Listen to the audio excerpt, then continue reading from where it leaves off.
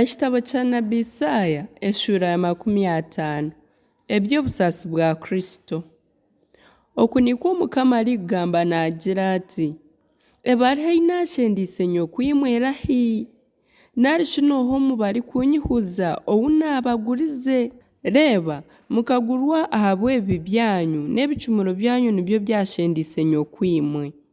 Ahabw'enki obu niija ntarashangireyo omuntu kunaayesire hataragizire owanyetaba.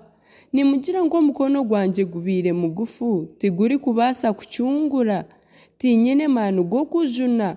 Reeba ahabw'okukabuka kwangye nyomya enyanja, mpindura emigyera ihamba ry'omushenyi, ebyenyanja binuuka ahabw'okubura amaizi kandi bifa bwiriho. Iguru ndishweka okwiragura, ndishweka ebiguniya. Mukama Ruhanga mpiire orurimi rw'abeegyesiibwe ngu mbone kumanya ekigambo ekindahangaanisa oruhire.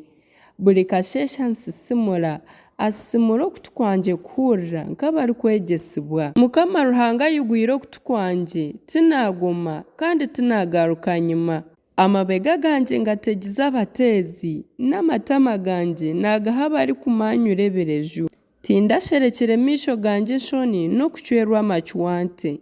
Ahabw'okuba Mukama Ruhanga mpwera nikyo ntarikushobererwa.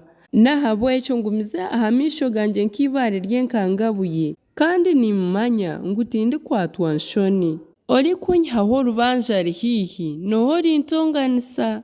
Katwemerere tutongane, omuzigu wangye nooha naanyirire hiihi.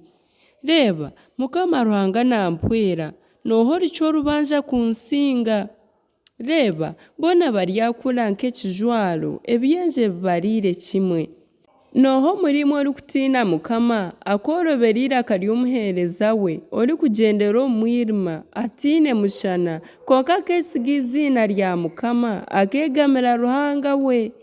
Reeba imwe mwena abarikuhemba omuriro mukeekikize muri embaju zoona, mugyende nimumurikirwa omuriro gwanyu n'ogw'emurizi mukongyerize. Ebi nibyo mbacumiire, muryabyama n'obusaasi.